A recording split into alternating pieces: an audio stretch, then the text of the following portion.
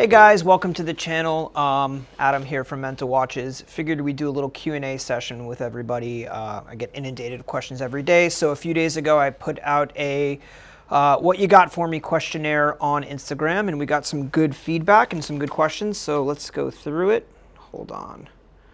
Pull it up. Okay, first question. I get asked this all the time. Some of your favorite off-the-radar vintage watches, i.e. Movado, Enicar, Titus, etc.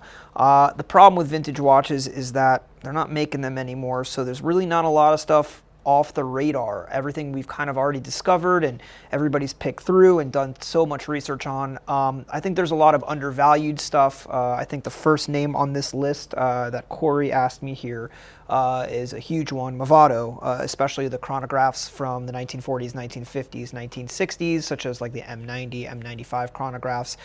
They're very undervalued. And if you talk to dealers from, the beginning era of, let's say, the vintage watch business in the 90s and early 2000s, Movado's actually used to be one of the premier brands with Patek Philippe. It wasn't all Rolex, Rolex, Rolex. Movado was a big deal, and the chronographs and the early polyplan watches were the ones that sold for a lot of money, and then people kind of just forgot about them. So I think that's a great brand and a great watch to focus on. I like Gallet, I like Universal Genève, although I guess that's not really under the radar anymore. But yeah, it doesn't always have to be about Rolex, Patek, AP. There's a lot of great stuff out there. You just kind of got to look for it. Next question. How and why you got into the business, a few pieces that you regrettably sold, mistakes you've made along the way, an absolute #1 grail piece, can't be Patek 1518. Well, sorry, it is a steel Patek 1518. It is what it is. I guess that's like a 5-part question, so let's break it down. How and why you got into the business. So I got into the watch business as a collector. I was buying and selling and trading and obsessed with watches, like I'm sure a lot of you watching the video, and people were always coming to me for advice. Is this dial refinished? Is it reloomed? What do you think the market value is? My wife got pregnant with our first child, and I was already doing so much activity buying and selling and trading watches, I decided to make a business out of it as like a side business initially. And it kind of just took off, and I realized that I'd rather follow my passion and do that than doing what I was doing before, which was practicing law. And I quit that job and started this one. A few pieces that you've regrettably sold. There's a lot. There's a lot. Off the top of my head, I've had a couple of AP Precisions, Audemars Piguet Precisions, the only two that I've ever actually seen come to market that have a circular register like the JB Champion Patek that I've sold, and I don't think I'll ever see another one.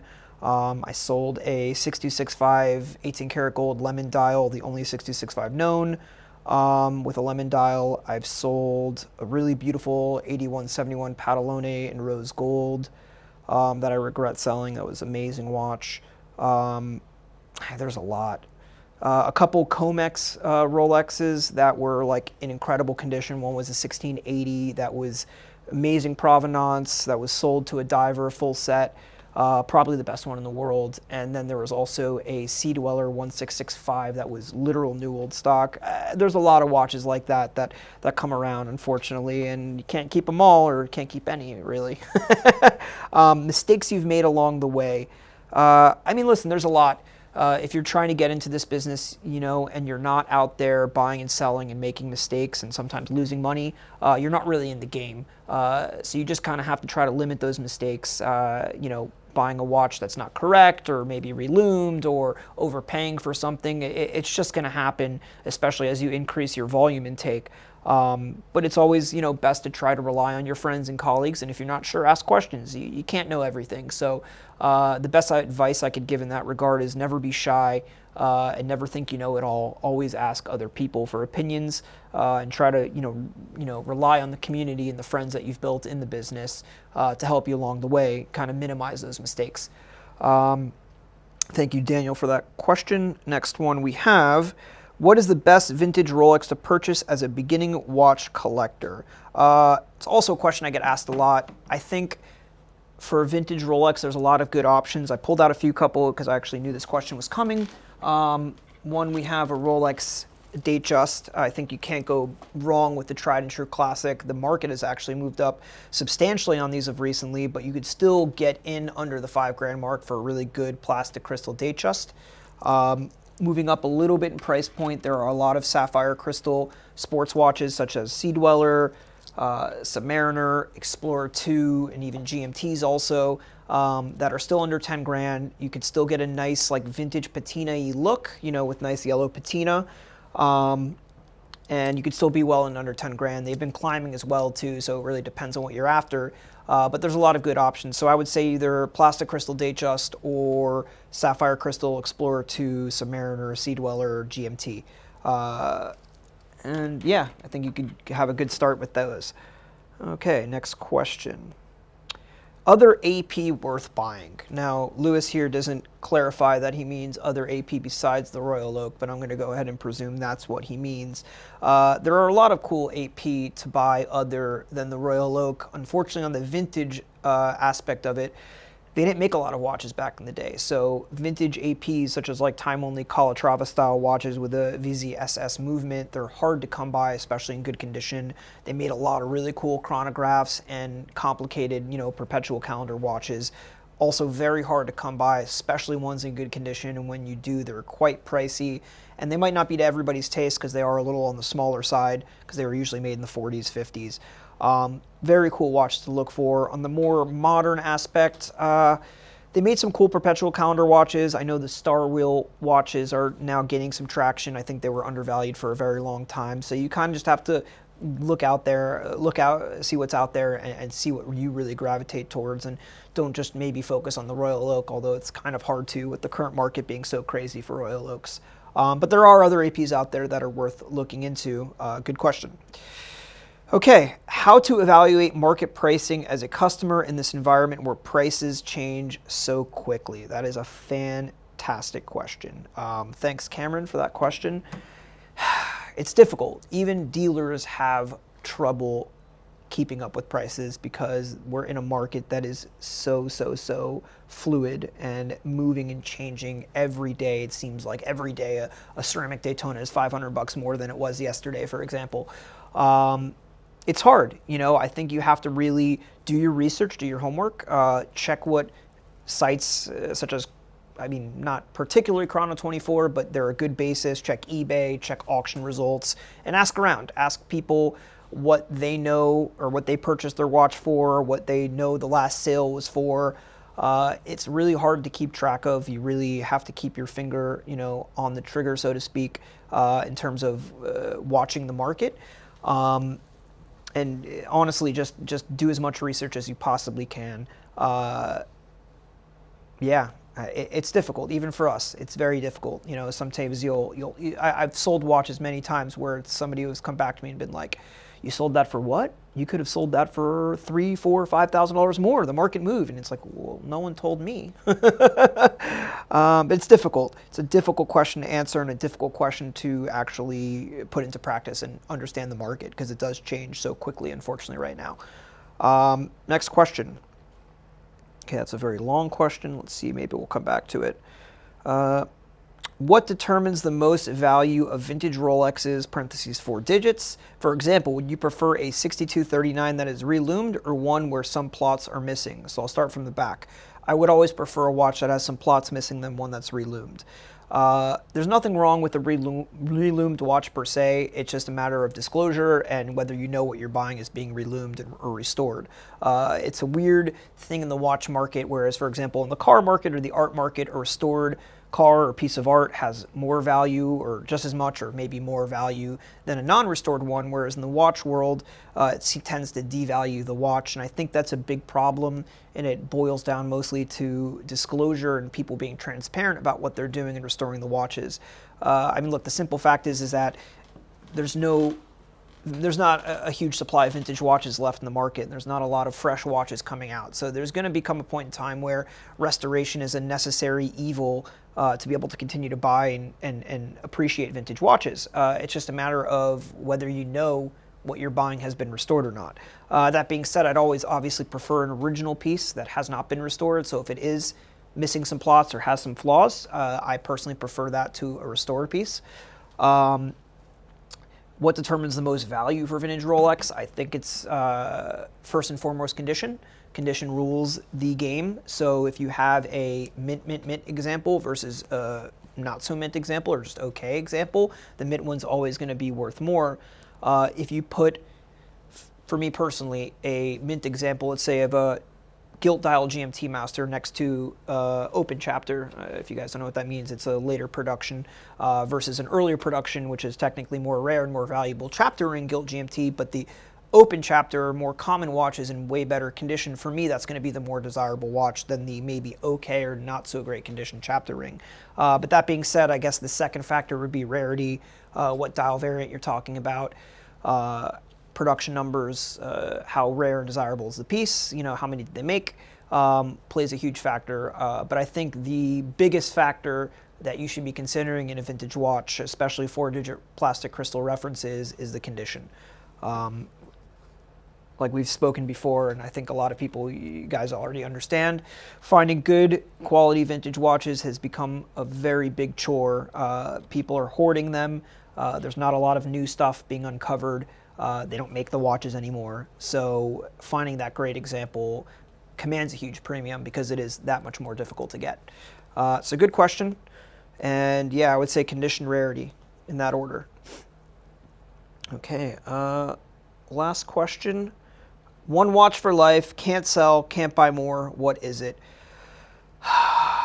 That's a tough question. It's a really tough question. I guess you have to pick a watch that kind of works for everything. Commercial enough. I guess if we're talking Rolex, for me, I'm a GMT guy, so it would have to be a Bakelite 6542 reference GMT master. It's a really hard question. Yeah, I think that works for me because you could wear it, dress up, dress down. It's sporty. It kind of works as a casual or dressy watch. I love the 2 time zone function because I love to travel. I've always been a huge fan of the GMT, more so than the Submariner, Sea Dweller, or Daytona. So I think that's the watch for me. I guess since we have a little time, let's go back and read this very long-winded question. Okay. Approach, and then this is the last one, I promise. Approach to finding good, indicative, comparable prices for a watch when you're on the hunt, particularly less common stuff. Is chrono always too high? I assume he's meaning chrono 24. So I guess kind of relates back to the question we just talked about, keeping track of market trends. Yes, chrono 24 is usually too high. People love to quote me prices on chrono 24 when they're trying to sell me a watch. Well, chrono 24 has one listed for $50,000. It's like, well, it's not really the market. Just because it's listed for $50,000 doesn't mean it's actually selling for that, and maybe the seller's willing to take less. A good buddy of mine in Geneva likes to say that chrono 24 is the museum of unsold watches. It's a good indicator, but you could always presume that prices are actually a little bit less. The real market's a little bit less than what you're seeing listed on chrono 24. And also keep in mind that sellers and dealers who are listing there also have to take into account the fees that chrono 24 charges. So there's anywhere from like a 5 to 8% bump on top of that. Presume that if you bought from them directly, they wouldn't have to charge you those fees, and so they can sell you the watch a little cheaper. I'm not trying to dissuade you from using chrono 24. It's a fantastic platform, and I personally list our watches for sale there. But I don't think it's a great indicator for market value, because if you have to think about it logically, if a watch was worth, let's say, 40 grand and one was listed for sale on chrono 24 for 40 grand and it hasn't sold, then it's not really worth 40 grand. And if it was worth 40 grand, somebody would have bought it. So probably the price is somewhere a little bit less than what it's listed for. So next part of the question, is there an overall trend away from vintage in the last few years? It feels like it. I surmise it's because people are finding it harder to separate original from not. No. I don't think there's a trend away from vintage in the last few years. I think there's trends within the watch world. I see vintage and modern both being extremely hot right now. Great pieces are very difficult to keep in stock. I know all of my colleagues have been saying the same thing. I think if you're noticing a trend, it's because, simply put, inventory is very hard to come by. COVID kind of screwed everything up more or less. Supply chains were disrupted. Shipping was a lot more difficult. Collectors and clients weren't willing to sell their pieces. They were holding on to them. People want to put money into hard assets. So while it may seem like vintage slowed down, it's only because the supply has dwindled in the past couple of years. But when you do get good pieces, there's still a huge demand for them. so I don't feel that it's slowed, particularly not. Is there a growing disparity between the good conditioned vintage and poorly conditioned? It feels like it's harder than ever to sell something that isn't great condition. Yes, I will say if you have a perfect vintage watch versus just a okay condition watch, the multiplier could be as much as 2.5, 3x versus the okay condition. So for example, if you have an okay Submariner that's worth, let's say $10,000 and you have a perfect one, that perfect one might be worth double. It might be worth $20,000 more. And there'll be small subtle differences. The case is unpolished, the dial has no flaws, the looms are perfect, the hands are perfect, the bezel's perfect. When, to the uninitiated looking at it, it might look like the same watch, but to people who understand vintage watches, they're completely different watches. And finding those perfect vintage watches like I said before, has become extremely difficult, so the price disparity is huge. I don't think it's difficult to sell not great condition watches. There's a watch for everybody, and not everybody's looking to spend top dollar for a perfect vintage watch, and they just want a nice watch to wear that, has a history and maybe shows some flaws, because it is an old watch from the 60s or 70s, and naturally it's going to have some flaws. I think it's just an issue of price. So while there are people hunting for those perfect condition watches and they're willing to pay that top dollar for it, there's a different buyer pool looking for the watches that are not perfect or less condition, as he puts it. I don't think it's a problem in terms of reselling them. It's, again, just an issue of price and what you're willing to buy and sell that watch for. As a rule of thumb, always buy the watch in best condition as you can find it possible, but buy the watch you like. Buy the watch that speaks to you, and if that watch has some flaws on it, and some watches in my personal collection are far, far, far from perfect, but I love them because of the story that they tell and where I got them or how I got them, who I got them from. So it's, sometimes an emotional attachment too. You should always be buying what you gravitate towards and not necessarily what somebody tells you should be buying. So yeah, that's all the questions we have for today.